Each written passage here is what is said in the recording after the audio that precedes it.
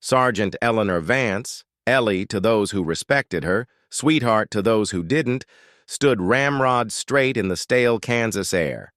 The year was 1946, and the war was officially over, but the fighting for respect was still a daily battle for her. She had served her country proudly, pushing papers and managing logistics that kept entire regiments supplied. She was smart, efficient, and had a backbone of steel. But all her accomplishments seemed to shrink whenever she stood before Major Sterling. Major Thaddeus Sterling was a man whose uniform looked slightly too tight, a condition Ellie suspected was caused by his inflated ego rather than the military rations. He was stationed at Fort Harmony, a dusty, desolate former training facility turned internment camp just outside a small, windswept town called Willow Creek. They were holding German prisoners of war here, mostly auxiliary personnel, nurses and technicians captured in the final chaotic months of the European conflict. "Vance," Sterling began, his voice a low rumble of condescension. He didn't look up from the stack of manifests on his desk, which was a deliberate insult. "I'm assigning you the annex detail." Ellie didn't flinch. "Sir, I requested reassignment to the European Repatriation Office. My logistical experience—" Sterling finally lifted his eyes, the movement slow and heavy, a practiced performance of annoyance. "Your logistical experience, Sergeant, is why I'm putting you where your natural skills will be best utilized. The women's annex. It's tedious, delicate work. You know, keeping the morale high, the little details. It's a lot of women, Vance. You'll fit right in." The jab hit her like a punch to the gut. The women's annex was the smallest, most ignored section of Fort Harmony, housed in a dilapidated temporary barracks far from the main complex. It held a small group of German women, about 30 in total. The men on the base treated the annex detail like a joke, something akin to babysitting or domestic work. For Ellie, who had ambitions of a command position and had proven her capability time and again, this was an attempt to sideline her. It was his way of saying, "You may wear a sergeant's stripes, but you're still just a woman." She fought the immediate sting and swallowed her indignation. "Understood, Major. I'll need an inventory of the existing provisions, a full list of security protocols, and an assessment of the structure's integrity. I need to ensure we adhere to the Geneva Convention guidelines regarding—" Geneva Convention? "Vance, they're women, and they're Nazis. They get 4 walls, 3 meals of slop, and a cot. That's the protocol." Sterling waved a dismissive hand. "Keep 'em quiet. Keep 'em fed. Keep 'em locked up. That's all. I've already assigned Private Jones and Corporal Miller to your detail. They're good boys. Don't fuss them up with paperwork." Ellie knew Private Jones was a nervous wreck who'd flunked weapons training, and Corporal Miller was a bully who had been demoted twice for harassment. Sterling was giving her the cast-offs, the dead weight. This wasn't an assignment. It was a punishment designed to make her fail. "Yes, Major," she said, her voice remaining steady, betraying none of the fire inside her. "I will report back with a status update by 0700 tomorrow." Stepping out of Sterling's oppressive office and back into the relentless Kansas sunshine, Ellie Vance felt the weight of the injustice settle on her shoulders. She wasn't just fighting the enemy overseas anymore. She was fighting the small-mindedness right here at home. She looked across the field towards the women's annex, a gray, squat building behind 2 strands of barbed wire. She squared her shoulders. If Sterling thought he could break her with domestic duty, he was severely mistaken. She wouldn't just keep them quiet. She would run the most efficient, disciplined, and human detail in the entire camp, even if it meant creating a few of her own rules. She wouldn't let him win. She wouldn't let the women be treated like animals. She was a soldier, and dignity was her duty. Her journey to justice, she realized, would begin with this forgotten barracks. The women's annex was worse than Ellie had imagined. It wasn't just old. It felt hostile. The paint peeled off the exterior in strips like sunburnt skin, and the air inside was thick with the smell of old pine, cheap disinfectant, and fear. Ellie called her meager team together immediately. Private Jones, thin and fidgety, couldn't meet her eye. Corporal Miller, broad and sullen, made it clear with his crossed arms that he thought this was beneath him. "This is Sergeant Vance," she said, her voice crisp. "We are in charge of 30 internees. Our mission is security and humane oversight, emphasis on both. Corporal Miller, you'll handle perimeter checks and report any structural deficiencies. Private Jones, you'll handle all supply and inventory tasks, starting with documenting what we have, which appears to be next to nothing. Miller scoffed, shifting his weight. Humane? Sarge, they're kraut women. They were part of it, same as the men. They get what they get. Ellie fixed him with a stare that could curdle milk. She remembered the insults from Sterling, and she saw the same disrespect in Miller's eyes. This wasn't just about the Germans. It was about her authority. You will address me as Sergeant. You will follow my orders. Your personal opinions about the war are irrelevant to your duty. Your duty now is to treat every internee with the minimum respect required by the rules of war. If you can't manage that, I'll personally see you scrubbing latrines until your hands bleed. Is that clear, Corporal? Miller grumbled a reluctant, "Yes, Sergeant." Jones just nodded rapidly, relieved the heat wasn't on him. Ellie then moved inside the barracks. The women were huddled in groups, thin blankets pulled tight over threadbare cots. They wore drab, rough-spun dresses provided by the camp. There was almost no color in the entire room, no pictures, no personal items, just gray and brown and the white-knuckle fear on their faces. One woman stood out, Greta. She was perhaps the youngest, maybe 19 or 20, with eyes that looked too old for her face, eyes that had seen too much. She was trying to comfort a much older woman who was quietly weeping. When Ellie walked in, Greta didn't run or hide. She simply stiffened, shielding the other woman with her body. The movement was protective, almost maternal. Ellie spoke in clear, measured English, knowing many understood it. "I am Sergeant Vance. I am the new officer in charge of this annex. We will maintain order. You will be safe here. If you need anything, there is a formal request procedure. Do not shout. Do not run. Do not fight." Silence met her words, heavy and absolute. The women looked at her not with hostility, but with the weary, learned caution of prey. They had experienced guards before, both German and American. They knew what a new officer in charge often meant: a fresh set of rules, new restrictions, and a new personality to navigate. Ellie's requests for simple supplies, soap, decent blankets, a few books, anything to help them pass the endless, empty days, were routinely denied by Sterling, who simply stamped non-essential across the forms. "We're not running a girls' finishing school." "Vance," he'd said over the phone. The injustice of it gnawed at Ellie. She saw Greta one afternoon trying to use a frayed piece of fabric to clean a small cut on her arm, clearly afraid to ask for a bandage. The camp doctor only came by once a week. That night, Ellie made a small, quiet decision. She found Private Jones struggling with the inventory in the nearly empty supply closet. "Jones," she said softly, "tomorrow, when you're doing the supply run for the main mess hall, I need you to accidentally bring back an extra roll of gauze and a small bottle of antiseptic. Not for the inventory. For me." Jones's eyes went wide. "Sergeant, that's unauthorized use of government property." "It's a small cut on a girl's arm, Jones," Ellie countered, her voice low but firm. "It's a matter of basic human decency, which, last I checked, is something we were fighting for. I'll sign for it. I take full responsibility.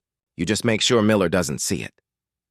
Jones hesitated for a long moment, looking from Ellie's determined face to the dark shadows of the barracks. Then he let out a barely audible sigh. "Yes, Sergeant. I understand." Ellie gave him a slight approving nod. It was a tiny act of rebellion, a small chip in the wall of indifference that Major Sterling had built.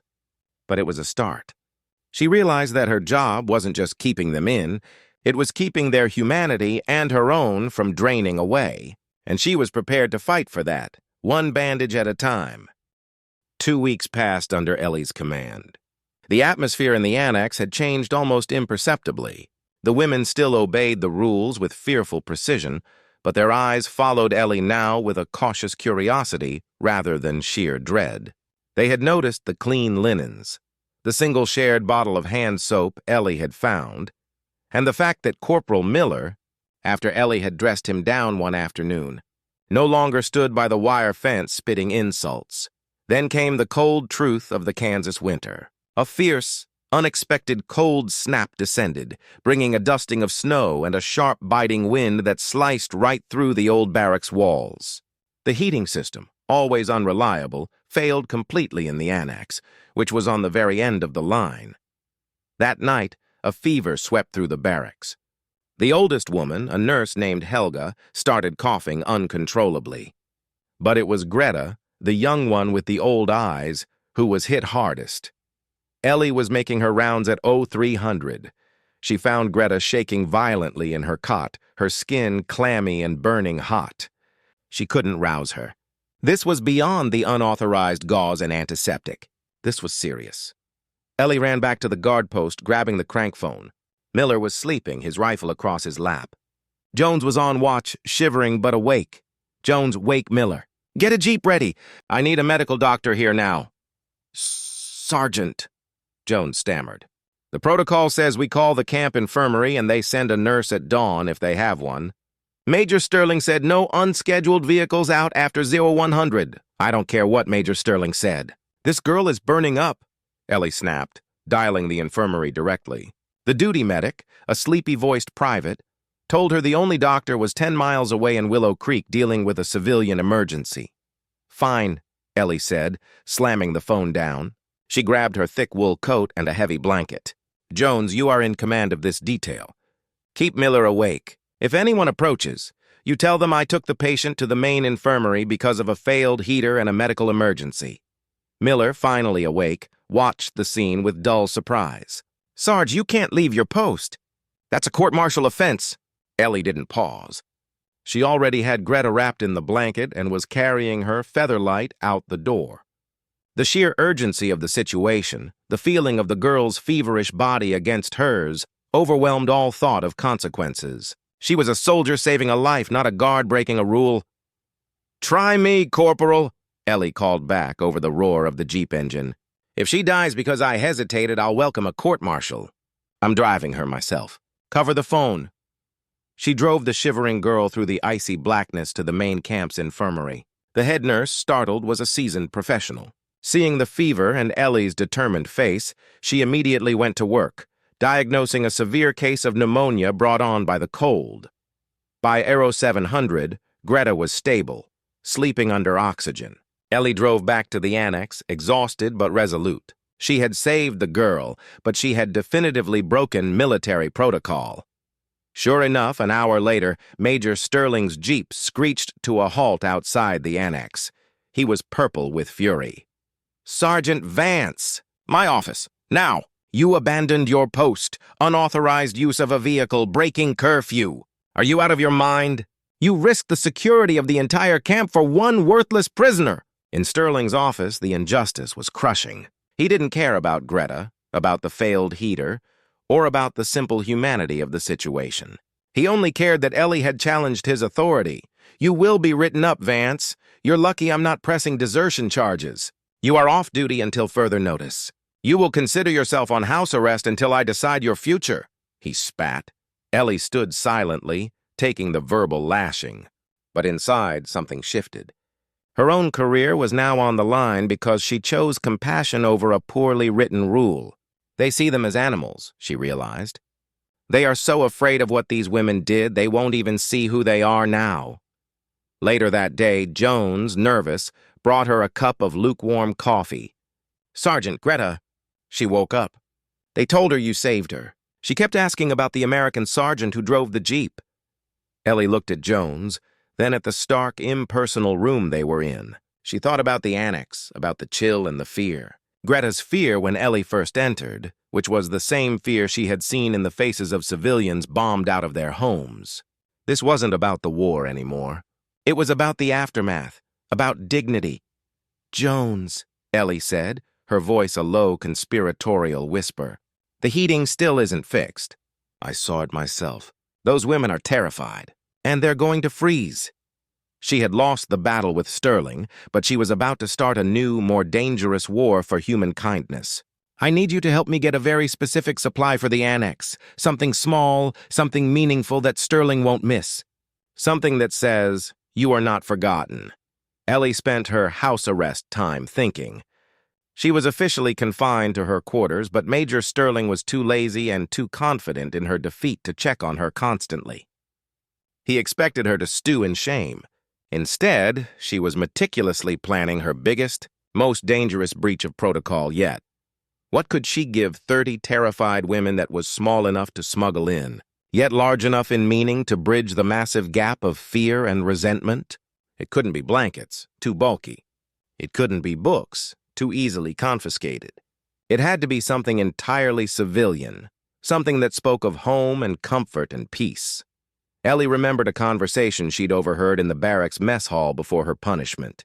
Corporal Miller, showing his true ignorance, had been mocking the Germans. You know what they crave most? Sugar, chocolate. They haven't seen a decent chocolate bar in 5 years. They'd trade their shoes for a Hershey bar. The comment, meant as an insult to the enemy's deprivation, struck Ellie with a powerful truth. A chocolate bar wasn't just candy. It was a symbol of the war's end, of the abundance they'd lost, of the simple pleasures that had been replaced by rationing, fear, and bombs. More importantly, it was entirely personal. It was a sweet, self-indulgent gift that was utterly contrary to the Spartan military environment of the Annex. Ellie had very little saved. She had been diligently sending money home to her mother in Georgia. Now she had just shy of $40 tucked away in a lockbox. It was enough for 2 train tickets, or maybe a down payment on a used car when she got out. Or, she thought, enough for 30 chocolate bars. The choice was immediate and clear. Justice wasn't always a courtroom. Sometimes it was a piece of candy. She needed to get into Willow Creek, the small town 10 miles away. Her Jeep was confiscated, but she knew Private Jones, who was constantly worried about her court-martial, would help. That evening, Ellie used the pretext of her impending discipline to send a handwritten note with the dinner runner. It was simple. Jones, 2300, back gate. Need a favor. Jones showed up exactly at 2300. He was pale and nervous, clutching his cap. Sergeant, I'm risking everything. If the major sees me... He won't, Jones, Ellie assured him. He's drinking whiskey and counting his seniority. Look, I need you to drive me to Willow Creek. I'll walk back. You just drop me off. Walk back? It's 10 miles and freezing, Sergeant. I'll manage. I need to buy something. Something vital for the Annex. Ellie handed him a roll of bills, $35, almost everything she had. I need you to get me 30 large Hershey's milk chocolate bars. Not the small ones, the full-sized, heavy ones. And don't tell the clerk why. Jones stared at the money, then at her. Chocolate? Sergeant, I thought we were getting a new boiler or something. We are getting humanity, Jones, Ellie said, smiling slightly. That's more valuable than a boiler. It's a message, please. Tonight. I can't take the risk of going myself. Too recognizable. You're invisible. Use the old fire road. Be back at the guard post by 0100. Just before the major usually does his final rounds, Jones, seeing the earnestness and the sacrifice in her eyes, the fact that she was spending her own money he knew she needed, finally nodded.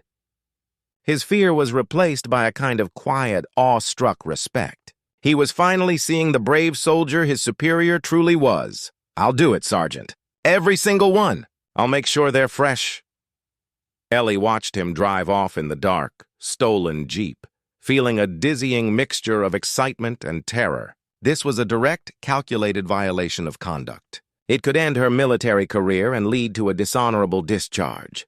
But the thought of Greta, the image of the German women huddled in the cold, their faces a roadmap of loss, was all the justification she needed. This was her sacrifice for their dignity. A little after 0100, Jones returned. He found Ellie waiting patiently near the edge of the barracks. He handed her a bulky canvas bag. It was heavier than she expected. Sergeant, he whispered, his eyes wide with the danger and excitement of the mission. 32 bars. The clerk gave me 2 extra for the big purchase. They're all there. I hid the Jeep. Ellie reached into the bag. Her fingers closed around the cold, smooth wrapping. It felt like gold. Thank you, Jones. You're a good soldier. You keep this a secret, no matter what. Now came the hardest part, the delivery. She had to get them into the barracks without being seen. Major Sterling was still out there somewhere counting his chickens. Ellie and Jones waited until the deadest hour of the night, 0230. The camp was utterly silent, covered by a thin layer of frost. Ellie had her keyring out. Jones was carrying the bag of chocolate, his heart hammering against his ribs. We go in, we drop the bag, we leave. 2 minutes, tops. We'll say we were checking the door locks, nothing more. Understand? Ellie whispered. Understood, Sergeant. They moved swiftly across the frozen ground. The women's annex was dark. Not a sound came from inside. Ellie stopped outside the heavy oak door. She knew the women were all sleeping lightly, accustomed to the sudden sounds of war, the sound of boots, and the demanding clang of a locked gate. She knew a gentle key turn might wake them, but she had to risk it. She carefully inserted the large metal key into the lock. It jammed. She tried again. The tumblers refused to turn. The lock was old, rusted, and bulky. She felt a cold wave of panic wash over her. She couldn't force it, or the sound would carry across the silent field. "It won't turn, Jones," she murmured, frustration evident in her low voice. "Try to jiggle it," he suggested, barely moving his lips. "It's too risky. We have to make it quick, make it sound official. Something they've heard before." Ellie pulled the key out. She took a deep, steadying breath. This had to look routine. She lifted her hand, and with a strong, sharp motion, she rapped on the door. "Knock! Knock! Knock!" The sound echoed violently in the pre-dawn quiet. Inside the barracks, the effect was immediate and terrifying. 30 women who had learned to sleep with one ear open snapped awake. The aggressive, unexpected knocking in the middle of the night was not the sound of a routine guard change. It was the sound of a raid, of a sudden search, of a terrible order being delivered. It was the sound of the Gestapo at the door, the sound of the Red Army soldiers breaking down the door, the sound of the things they feared most. A gasp went through the room, followed by the terrifying, ragged sound of women scrambling to their feet. They didn't run. They were frozen, huddled together in the dark. Someone whispered a frantic prayer in German. Greta, who had just returned from the infirmary that afternoon, was awake instantly, her recovery forgotten in the rush of pure, paralyzing fear. What did they want? Reprisal? Interrogation? Ellie heard the panic inside, the sharp, stifled sounds of distress. She knew she had to open the door now, before they made a sound that could alert a distant patrol. She rattled the key once more, a familiar guard sound, and with a sudden, forceful push, the rusted bolt gave way with a groan. The door swung open onto the darkness of the barracks. The light spilling in from the hallway was dim, but enough to illuminate the room. The women were a tight knot of terror against the far wall. Their faces were pale, their hands covering their mouths to keep from crying out. Greta was standing forward, her gaze fixed on Ellie. The American sergeant who had saved her, but who now stood framed in the light like an executioner. Ellie stepped in quickly, Jones right behind her, holding the canvas bag heavy with its precious cargo. Ellie didn't speak. She knew any order, any sharp word would only increase their terror. She simply walked to the nearest table in the center of the room. She looked at Greta, at the fear in her eyes, and gave the slightest, gentlest shake of her head, a signal of peace. Then, she unzipped the heavy canvas bag and pulled out the first item. It was a full-sized, thick Hershey's milk chocolate bar. The bright aluminum foil wrapper, clean and shiny, reflected the weak light. Ellie placed it gently on the table. Then another, and another. Jones, understanding the silent signal, quickly followed her lead. The bars, row after row, were laid out, 32 gleaming rectangles of a lost world. The frantic energy in the room did not immediately dissipate. It simply transformed. The women's eyes dropped from Ellie's face to the brown, shiny bounty. They saw the purity of the American wrapper, the clean edges, the abundance. The sound that followed was not a scream. It was a single, collective, broken gasp, followed by a wave of quiet, desperate weeping. It started with the older nurse, Helga, who sank to her knees, her shoulders shaking, tears streaming down her face and dripping onto the blanket. Then Greta, the brave one, who had stood strong through so much, made a small sound like a wounded animal. She did not rush the table. She simply stood and wept. For the war, for the loss, for the cold, and for the sudden, unbelievable gift of a simple, forgotten comfort. It was not the chocolate they wept for. It was the humanity, delivered in secret by the person they expected to be their jailer. Ellie and Jones left the annex as quickly and quietly as they had arrived, leaving the chocolate on the table and the women in tears. They never exchanged a word about what they had witnessed, only a deep, shared look that understood the power of that moment. The next morning, the annex was silent in a new way. When Ellie, who was still officially off duty but continued to monitor the security of her post, looked through the wire, she saw the women moving with a slightly renewed vigor. They were tidying their area. The chocolate was gone, consumed in a bittersweet shared moment, but the silence was short-lived. That afternoon, the entire camp exploded in an uproar. Major Sterling, in his final routine check before a scheduled inspection from a high-ranking officer, found out. He discovered the 32 chocolate wrappers stuffed under the mattress of Greta's cot. He found the loose change Ellie had left with Jones. He had the truth laid out for him: the stolen supplies, the unauthorized drive, the bribery of the internee guards. He found Ellie in her room, packing her small suitcase. "Vance!" Sterling roared, throwing the empty wrappers onto her bed. "You have crossed the line for the last time. Bribery, fraternization, unauthorized release of government rations. You are going to be dishonorably discharged and charged with insubordination. You risked security for candy." Ellie didn't flinch. She simply looked at the crumpled wrappers. "Major, they were my rations. I paid for them. They were a gift, not a bribe. And the women are safer, calmer, and more cooperative today than they have been in months. You call it insubordination. I call it leadership." "Leadership?" Sterling laughed, a harsh, dismissive sound. "You're a sentimental fool, Vance. This isn't a church picnic. This is a military base. I'm calling the commanding general right now. Your career is over." Sterling stormed off to his office, leaving Ellie waiting for the axe to fall. The injustice was absolute. She had chosen goodness, and it had cost her everything. Ellie waited all afternoon, expecting the military police to arrive. But they never came. Instead, at 1700, Major Sterling's nervous subordinate, Lieutenant Davis, came to her room. "Sergeant Vance," Davis whispered, his eyes huge. "The Major he's in a bad way. There's been a development. The inspectors arrived early. From Washington. They're a special committee on repatriation and humanitarian treatment of internees." Ellie stared at him, confused. "What does that have to do with me?" "The German women, Sergeant. They wrote a letter." Ellie's heart pounded. A letter, of course. They had written an anonymous complaint that would now bury her. The letter was written in meticulous German, then translated, Davis explained, consulting a piece of paper. It wasn't a complaint. It was a formal request for your clemency, signed by all 30 women, led by Greta. The twist was revealed. The letter detailed the kindness of Sergeant Vance, the saving of Greta's life, the broken heater, the neglect of the annex, and the gift of comfort in the middle of the night. It argued that Sergeant Vance was the only American official who had treated them with the dignity required by the spirit of the Geneva Convention, and that to punish her for an act of kindness would be a travesty of justice. The Repatriation Committee, who were looking for stories of successful, humane management, saw a political opportunity. When they confronted Sterling, he had no defense.